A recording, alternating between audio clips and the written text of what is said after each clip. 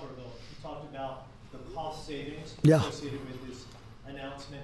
Can you talk about the strategic benefits by having Space Force Command headquartered in Huntsville? Well, it just works because we have so much else there. And having a central, you could call it a central command, but it really is a command station.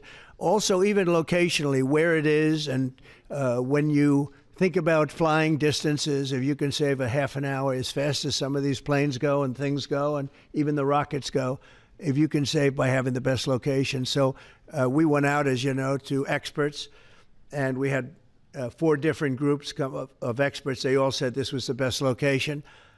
I also loved it from the standpoint, I know the people of Alabama, they are great people, work hard, and there's no games, and they're very proud of it. And I would say they fought harder for it than anybody else also. A lot of states, 5 states really wanted it, but they wanted it more. And I kid you not when I say that these people, they spoke to me a lot. That's all they wanted to talk about. They didn't want to talk about the weather. They only wanted to talk about moving to this location, moving to Alabama, Huntsville in particular. So we're honored to do it. They really wanted it badly, and they got it. Peter? President Trump, something completely different, but about a big viral social media trend over the weekend. How did you find out over the weekend that you were dead? You see that? No. People didn't see it for a couple days. 1.3 million user engagements as of Saturday morning about your demise. Really? I didn't see that. You know, I have heard, it's sort of crazy, but last week I did numerous news conferences, all successful. They went very well, like this is going very well. And then I didn't do any for 2 days, and they said, there must be something wrong with him. Biden wouldn't do them for months. You wouldn't see him. And nobody ever said there was ever anything wrong with him, and we know he wasn't in the greatest of shape. No, I heard that. I get reports. Now, you knew I did an interview that lasted for about an hour and a half with somebody, and everybody saw that was on one of your competitors. I did numerous shows and also did a number of truths, long truths, and I think pretty poignant truths. No, I was very active over the weekend. They also knew I went out to visit some people at the club that I own, pretty nearby on the Potomac River. And no, I've been very active actually over the weekend. I didn't hear that one. That's pretty serious stuff. I'm glad it's Well, it's fake news. You know, it's just it's so fake. That's why the media has so little credibility. I knew they were saying, like, is he okay? How's he feeling? What's wrong? I said, I just left. And it's also sort of a longer weekend, you know, it's Labor Day weekend. So I would say a lot of people know I was very active this Labor Day. I had heard that, but I didn't hear it to that extent. Go ahead, Peter. Something else. We know that this country has a huge problem with school shootings. You've said that you were open to sending the National Guard pretty much anywhere. Would you ever consider sending an armed National Guardsman to every school? Well, we have a big problem with school shooting, but we also have thousands and thousands of schools that run perfectly. You know, they talk about you can do things construction-wise, and that's really, I think nobody knows more about construction than me. You can build the construction doors. You can build what they call safety doors, where they lock on the outside, the inside, and every place else. Well, but if one of these lunatics happens to get through, then the police can't get in. Then they're looking for keys all over the place, and it takes a lot of disadvantages to doing, spending billions and billions of dollars and actually making it safer in some way for some of these lunatics that we're dealing with. But I don't think so. I've thrown out the concept. We have great teachers that love our children. The parents love the children. Teachers love the children too. And if you took a small percentage of those teachers that were in the military, that were distinguished in the military, that were in the National Guard, et cetera, and you let them carry. That's something that a lot of people like. I sort of liked it. It'd have to be studied, but they're trained. They know about weapons. You can't do it with every teacher because most teachers don't know, but I always thought that would be an alternative. But it just, we've had a lot of instances. Other countries have also. They have different kinds of problems than we have, but we do have, there's something going on, and it's a bad thing. Yes, please. Have you spoken with President Putin in the past week? Have you spoken with President Putin? Yeah, I don't want to. I have learned things that will be very interesting. I think in the next few days you'll find out. Will there be any consequences if there isn't some type of announcement of a meeting with President Putin and President Zelensky? Yeah, there will And be. what do those consequences We're going to be? see what happens. We're going to see what they do and what happens. I'm watching it very closely. Last week they lost 7,000, between the two countries, 7,313 soldiers, to be somewhat exact, for no reason whatsoever. And they're Russian and they're Ukrainian, but, you know, they're soldiers. I want to see it end. Yeah. Mr. President, have you decided you're definitely going to send National Guard troops to Chicago? I didn't say when, but the answer is, look, Chicago's very interesting because I watched Pritzker get up and say about, we don't need help, we're safe. But 2 weeks ago, they had 6 people murdered, and they had 24 people hit by bullets. Last week, as you know, it was 7 people, 24 people hit, and 7 people died. And then over the last 2 days, that was the crown jewel. They had, I guess, 9 or 10 killed, and 50 hit with bullets. And you have this governor get up, who's a terrible governor. Probably he and Gavin Newsom would be probably the 2 worst and most naive. They're naive. Either they're naive or they're very untruthful. And he'll say, we don't want any protection. We don't need. So in the last 3 weeks, he's lost almost 20 people killed. There's no place in the world, including you can go to Afghanistan, you can go to places that you would think of. They don't even come close to this. Chicago is a hellhole right now. Baltimore is a hellhole right now. Parts of Los Angeles are terrible. If we didn't put out the fires, and I mean the other fires, the bullet fires, they didn't do a good job with, they should have had the water coming down, like I said. You know, we had to release the water. We had to go in and release the water to LA. It's so badly run. But if I didn't send the National Guard into Los Angeles, I would be making an announcement today. I'd be talking about Huntsville, and I'd simultaneously be saying, by the way, the Olympics is not coming to Los Angeles. If we didn't do that, and even the sheriff, the top law enforcement person in Los Angeles said, we could not have handled it without them. So that's what he said. Make your mind up on Chicago, though? Well, we're going in. I didn't say when, we're going in. When you lose, look, I have an obligation. This isn't a political thing. I have an obligation. When we lose, when 20 people are killed over the last 2.5 weeks, and 75 are shot with bullets. So let me tell you a little story about a place called D.C., District of Columbia, right here where we are.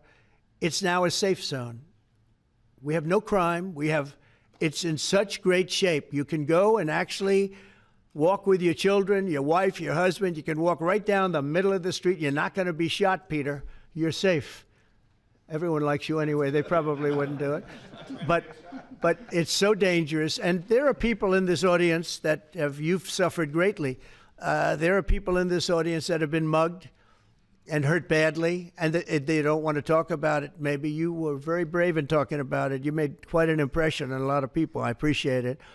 But there were other people in this room that have been hurt very badly just walking down the street in D.C. Washington, D.C. is a safe zone right now. It's a safe city. The restaurants are open. They're booming. You can't get a restaurant. New restaurants are announcing that they're going to be open.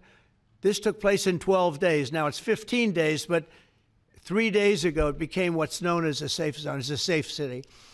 And this city was really bad, really, really bad. We took 1,600 people out, hardcore criminals that will not be coming back anytime soon.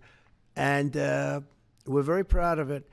You know, to have our nation's capital lose every week. You know, it was like years, many years, where every single week somebody was killed for many, many, many consecutive weeks. This went on for years. And then we had, last week it was announced that nobody was killed last week. And I made that announcement in front of a very distinguished leader of a country. And I'm saying proudly, ladies and gentlemen, nobody was killed in Washington, D.C. this week. He looked at me like, what's that all about? I say, yeah, we have a little bit of a crime problem. And we don't have a crime problem in Washington anymore. And the mayor has been very helpful. and the police commission has been very helpful, and it's been a great team. And I would love to have Governor Pritzker call me. I'd gain respect for him and say, we do have a problem, and we'd love you to send in the troops, because you know what? The people, they have to be protected. I saw today on one of your networks, not a friendly network, except really the opposite, I would say, very unfriendly network, and they interviewed about 12 people on this morning. Most of them were African American, they were black, and they were saying, please, please, please let the president send in. These were people from Chicago. Please, we need help. We need help. We can't walk outside. We're petrified. If the governor of Illinois would call me up, I would love to do it. Now, we're going to do it anyway. We have the right to do it because I have an obligation to protect this country. And that includes Baltimore. I saw where Governor Moore was asking me to take a walk down the street of Baltimore. Well, Baltimore is a very unsafe place. It's rated number 4 in the city, one of the most unsafe places anywhere in the world. But, you know, we took care. This was a beautiful thing that happened in Washington because we showed that it could be done. And this wasn't just sending big, strong guys, and they are big and they are strong. You know, we had a great decision from the Supreme Court that had to do with sort of talent. It had to do with you are put down based on merit. You can hire based on merit. So merit for a soldier or for a policeman is strong, physically fit, having a certain ability, not a person that is woke and got the job through woke, but wasn't strong enough to lift a gun out of the holster, et cetera, et cetera. No, I looked at the police. As you know, last week I went over, we had a meeting there had to be 300 people, and they were all very impressive looking. And when the bad guys see them, they're not going to do a thing. And so I'm very proud of Washington. It serves as a template, and we're going to do it elsewhere. But Chicago is certainly going to be high. I would love to have him call. I would love the governor of Illinois. I'd be honored to take his call. All he has to do is say, sir, we need help. It's out of control. And everyone knows it is. He's not kidding anyone. I would love to have I would say Governor Moore call, because I watched him over the weekend trying to explain that Baltimore, what they need is housing. No, they don't need housing. They need to get rid of the criminals. These are hardcore criminals. You know, we took many people off the streets of Washington, D.C. They're hardcore. They're not going to be good. In 10 years, in 20 years, in 2 years, they're going to be criminals. They were born to be criminals, frankly. They were born to be criminals, and they're tough and mean, and they'll cut your throat, and they won't even think about it the next day. They won't even remember that they did it. And we're not going to have those people. Washington, D.C.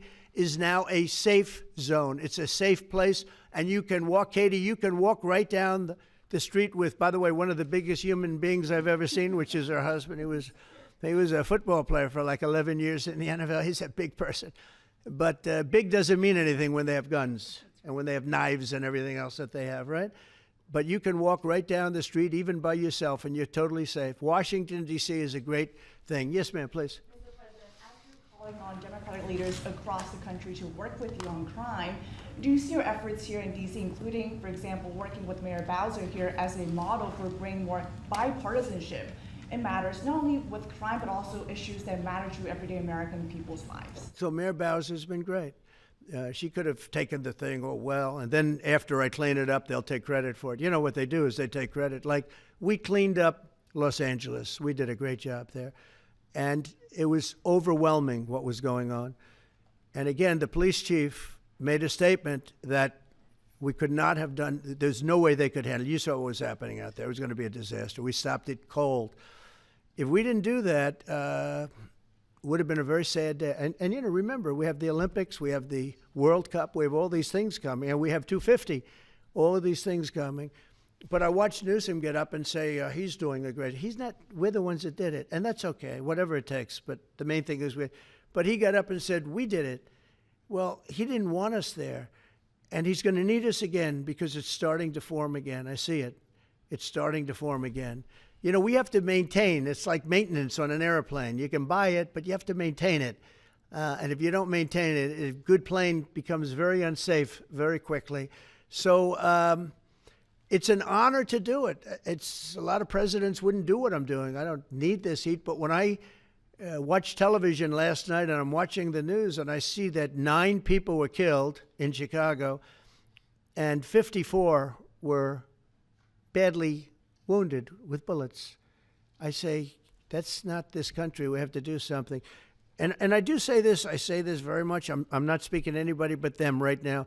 I would love to receive calls from governors and mayors saying they need help. We'll help them. We have a lot of people. We have a great force. We have a great military force. You know, Pete will tell you that when I was running for office, and this was a big headline, I think, you know, probably got me a couple of votes, but you couldn't sign people in the military. Nobody wanted to join the military, the Army, Air Force, the Navy, Marines, Space Force, Coast Guard. We never forget Coast Guard because they've done such a great job. Never.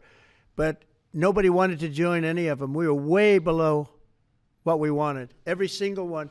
The closest was the Marines, whatever that is. You'll explain that to me. But the closest was the Marines. But every service was way down, way down. And then I got elected, and our country's the hottest country anywhere in the world right now. Everybody's talking about the USA. They're talking about the job that we're doing. Everybody. We have the best economy. We have a very, very important decision being made by the Supreme Court because our country is the richest, the strongest, the most powerful. But if for some reason some liberal court, I'm talking about the court that just ruled, where even an Obama judge voted in favor of us, which I gave him a compliment yesterday, as you know. I said that took great courage. But it's a liberal court, and it's going up to the Supreme Court, who I think have been incredible people. I think they've made very wise decisions. But the tariff question, because without the tariffs, this country is in serious, serious trouble. We've taken in almost $17 trillion of investment is coming in. Most of it is coming because of tariffs. And if for some reason somebody wanted to be politically correct, I actually think it's unpolitically correct. I think politically correct is to approve it, because there's nothing so popular as what's happened to our country. Our country is doing so well. But we had a liberal court gave us a very shocking ruling, and that ruling is basically saying that the trillions of dollars that are pouring into our country, putting us in a position like no country is anywhere in the world, that they'd like to see us that taken away. By the way, a lot of the people behind that lawsuit, that particular, are from foreign countries, I might add. There's a video that is circulating online now of the White House where a window is open to the residents upstairs and somebody is throwing a big bag out the window. Have you seen this? No, that's probably AI generated.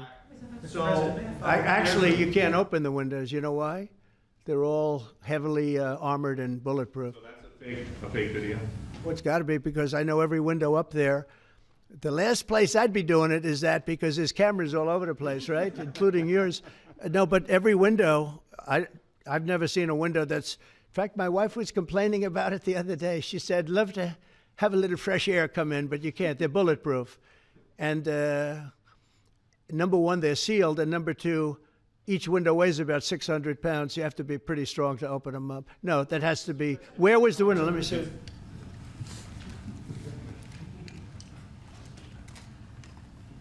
Maybe from the renovations?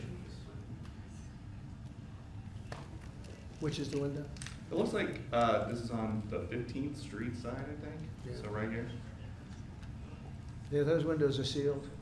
Those windows they're all sealed. You can't open them. What you were saying regarding the federal. It's the kind of thing they do. And one of the problems we have with AI, it's both good and bad. If something happens really bad, just blame AI. But also they create things, you know, it works both ways. If something happens that's really bad, maybe I'll have to just blame AI. But there's truth to it, because I see so many phony things. I saw something as I was growing up, from the time I was a baby till now. I said, who did that? It was AI generated. So it's a little bit scary, to be honest with you. But those windows are all very heavily sealed. Thank you. Mr. President, I on want to China? follow up with what you were saying regarding that federal appellate court that ruled against you and your administration as it relates to your ability. Well, they ruled against our country, the court, and they ruled against us before. It's a very liberal court. You called it highly partisan in your Well, social it media certainly posts. is. It certainly And in is. fact, it was along ideological lines, 7-4. Well, except that we actually got one of the Obama judges that was appointed by President Obama voted in favor of the tariffs because he felt it was imperative for our country to thrive and survive even. And I gave him credit. I said, you know what? That took a lot of courage for him to do it because you don't see that often. So my question is, I suspect you're going to appeal that all the way to the Supreme Court. Well, we already have, yeah. In fact, we're doing something else. We're going to be going to the Supreme Court, we think, tomorrow because we need an early decision. I mean, look, the financial fabric of our country, we're a rich, incredible country right now. And we're able to, you know, other countries use tariffs on us for years, and we never did. I did a lot during my first term, but then we had COVID and we had to focus on other things. You couldn't be tariffing Italy, Spain, France, as they were dying by the thousands and millions. But we did with China, and China paid us billions and billions of dollars. And I started the process, but then I had to end it a little bit because of COVID. We focused on that. But no, it's a very important decision. And frankly, if they make the wrong decision, it would be a devastation for our country. We've taken in trillions of dollars. And by the way, all these countries signed agreements, as an example. They're all happy. Everybody's happy. But some whack job put in a lawsuit. It went before a very liberal court, and the liberal court ruled, it was 11, they ruled 7-4. With one of the most liberal of them all voting in our favor because they're patriots. I think I give tremendous credit to that judge.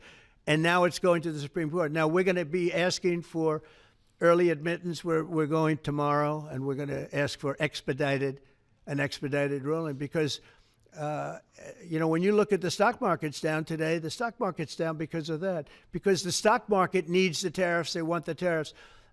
If you look at AI, all of those, you know, all of that money that's going to be invested, trillions and trillions of dollars, the biggest thing, bigger than the internet, I suspect. It's the internet plus 3 or 4 other things combined.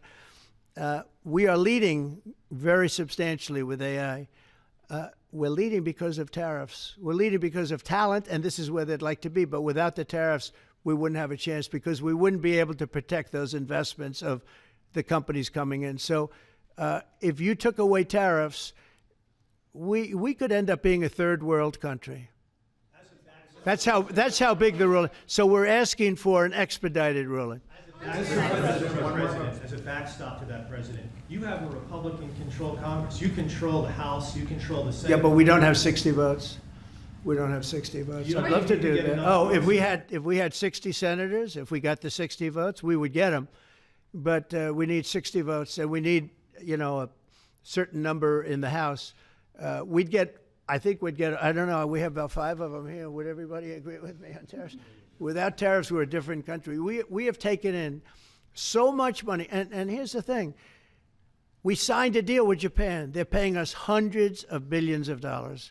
We signed a deal with South Korea. We signed a deal with the European Union. We signed a deal with Europe. And those countries are paying us $950 billion. And they're happy about it. They're okay. As one of them said, it's amazing that we got away with it so long. One of my friends, a leader of one of the countries, and they're fine with it. They all signed. If that ruling ever went against us, I guess we'd have to give back hundreds of billions. We would have to give trillions and trillions of dollars back to countries that have been ripping us off for the last 35 years. And I can't imagine it happening. On a legal basis, they have no legal basis whatsoever. But on a common sense basis, it would destroy America. Okay. Introducing We talked about controlling the sky. On Sunday, the satellite signal of Ursula von der Leyen's plane was alleged. With Ursula? Well, she had an interesting event. She's a tremendous woman. And so what are you asking me about her? NATO is concerned about an attitude about this. Sure, NATO is concerned about it. Well, nobody knows where it came from, but they did take away her ability to use a phone. you know. Sometimes that's a good thing. Sometimes that could happen to me. I'd be very happy. Mr. President, considering reducing the tariffs on India from 50%. What does that mean? Are you considering taking away some of the tariffs that you've imposed on India? You had posted. No, we get along with India very well. But India has, you have to understand, for many years it was a one-sided relationship. Only now, since I came along, and because of the power that we have with tariffs, India was charging us tremendous tariffs, about the highest in the world. They were about the highest in the world, number one. And we therefore weren't doing much business with India, but they were doing business with us because we weren't charging them. Foolishly, we weren't charging them. So they would send in massive, everything they made, they'd send it in, pour it into our country. Therefore, it wouldn't be made here, which is a negative. But we would not send in anything because they were charging us 100% tariffs. And, I'll give you an example. Harley Davidson. Harley Davidson couldn't sell into India. There was a 200% tariff on a motorcycle. So what happens? Harley Davidson went to India and built a motorcycle plant. And now they don't have to pay tariffs. Same thing as us. So what we're doing is literally thousands of companies are coming into the U.S., car companies, AI, but, more traditionally, car companies. We have so many car company factories under construction or being designed right now. And they're coming from China, they're coming from Mexico, I must tell you, and they're coming from Canada, a lot of them coming from Canada. But they're coming into our country because they want to build here. And they want to build here for two reasons. Number one, they'd like to be here. And number two, the tariffs are protecting them. And number three, they want to avoid paying tariffs. When they build their cars here, they don't have any tariffs to pay. When you build here, you don't have any tariffs. Mr. President, Go ahead, in please. light of the Minnesota shooting last week, the Department of Homeland Security is now awarding more than $100 million to hundreds of faith organizations across the country to help them ramp up security. What's your vision for further protecting religious liberty across the country amid incidents of threats and So violence? religious liberty is so important, and we're talking about every religion now, and we're doing things on that nobody else has ever done, and we're going to be having a big announcement in about 2 weeks on that question. Yeah, please. On Space Command, sir, are you concerned that people may not be willing to relocate from Colorado to Alabama? No, I'm not worried. It will get somebody else. Colorado's The problem with Colorado is they have a very corrupt voting system. I have so many friends in Colorado. Anytime you have mail-in voting, you have corrupt elections. Very simple. It's very simple. Even Jimmy Carter said it with his commission. They set up a commission with him and Scoop Jackson and some people, highly regarded people. And they said the finding was, if you have mail-in voting, you will have corrupt elections. Well, your radical left governor decided that he was going to have all mail-in voting in Colorado. Once you have all mail-in voting, and for whatever reason, the Democrats cheat. And they cheat like, they're not stupid. That's the only thing. They're no good on policy. They're no good on management. They're no good at government. But they're great at cheating. And they stick together, too. I give them credit for sticking together. Mr. President, Please. Obviously, this is a big win for national security, moving this to Alabama. We've all can agree with that. Big. Is there any idea of the economic impact this has on the state and on that local area? Katie, do you want to answer that? Look, go ahead. Please go. This is going to be tremendous. The state of Alabama, what we've seen through this process is the worst of Washington. We've seen politics get in the way of what is best for the warfighter, what's best for national security. And the state of Alabama is about to show the country the best among us. So we know the economic impact is going to be tremendous. There at Redstone Arsenal, we're proud to house everything from the FBI to headquarters there for material command to a number of things. We obviously have NASA with Marshall Space Flight Center, and so this naturally fits within. When you look at the decision matrix that they placed in front of us, that's why we ranked so high, is because we have the resources necessary and the ability to build out quickly to meet the needs in front of us. As far as economic impact, it would be tremendous. Does anybody have an exact number? 1,600 jobs. 3,000 spinoff. With 3,000 spinoff. Look at this. This is teamwork right here. So we are really proud, and the people of Alabama are ready to get to work. And I've got a housing question, if you could, just for a second, Mr. Yeah, President. please. Owning a home And going about the American dream seems like it's out of touch for a lot of Americans. Yeah. Just recently, you pushed out a statement about addressing an emergency housing situation. That's right, we're thinking about doing that. Yeah, can you just? Well, we need a little help from the Fed. We have a man named Jerome Too Late Powell. You probably heard of him. He's too late. He's way too late. And the economy is so strong that it's pushing through that. Normally, it would have been much tougher, but we're doing so well that we're pushing through it. But it makes it very hard for people to get mortgages because too late is too late. Very simple. He's too late. And probably political, whatever. He wasn't too late before the election. Before the election, he was cutting rates, right? Because he was hoping that, I guess, Biden would get in or that Kamala would. He was a big Biden guy. Explain that one. And then he was a Kamala person. But he was hoping, I guess, she'd win, I guess. I don't know. It didn't work out too well. But yeah, we need a very serious cut. You know, I think that if you look back many decades ago, the United States was always the lowest, even if they were doing badly. The United States was, because without the United States, everything in the world would die. It's true. It's so powerful. It's so big, and I made it really big in the first 4 years. Then it started to degenerate with what this Biden administration did, but we built it up to a level that I never thought we could be at this quickly.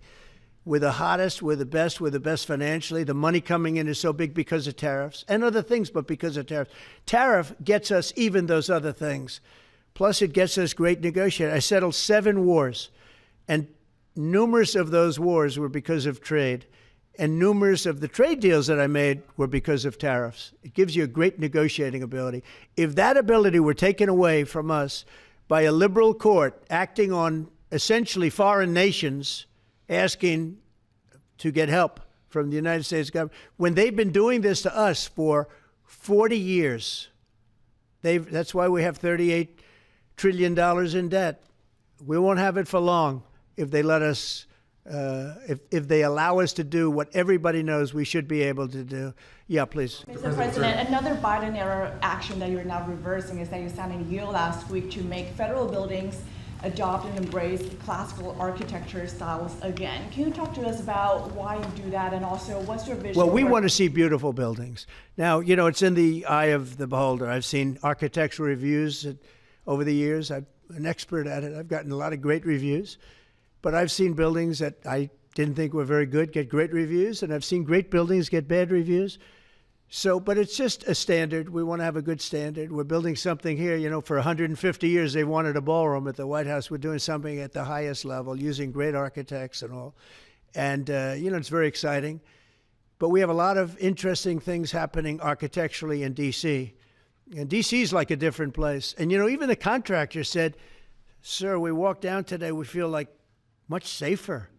It's like a different place. Washington, D.C. is great. Now, we're going to also beautify it. We're going to put a topping on the roads. We're not going to rip them apart and take 4 years to build a road that was exactly the same by the time you build it. But we're going to put toppings. We're going to put new medians in. We're going to get the graffiti off. We're going to put tiles up in the tunnels where the tiles are missing. We'll do the whole tunnel instead of, you know, a little area where you see new tiles, old tiles that never look too good, but they could use it. You know, they've been up for 50 years. They've served their duty. But we're going to make this within about a 20-mile radius from the White House. We're going to have this place spick and span. It's going to be crime-free, and it's going to be spick and span. It's going to be, you'll be proud of Washington again. Go ahead, please. Sir, China's having a massive military parade that President Putin and Kim Jong-un will be attending. Do you interpret that as a challenge to this? And are you concerned at all about those countries trying to be some sort of counterweight? Not at all. China needs us, and I have a very good relationship with President Xi, as you know, but China needs us much more than we need them. No, I don't see that at all, no.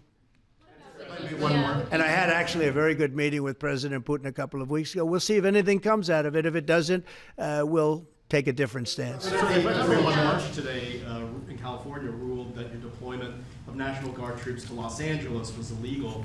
Do you have any response? Well, it was a radical left judge.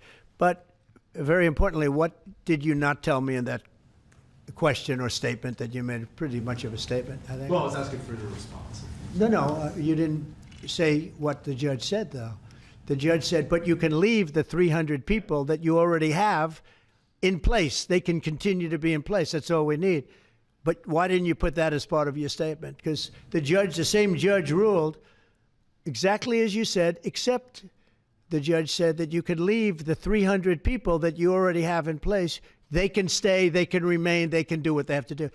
Thank you very much, everybody. We appreciate it. Thank you. Thank you.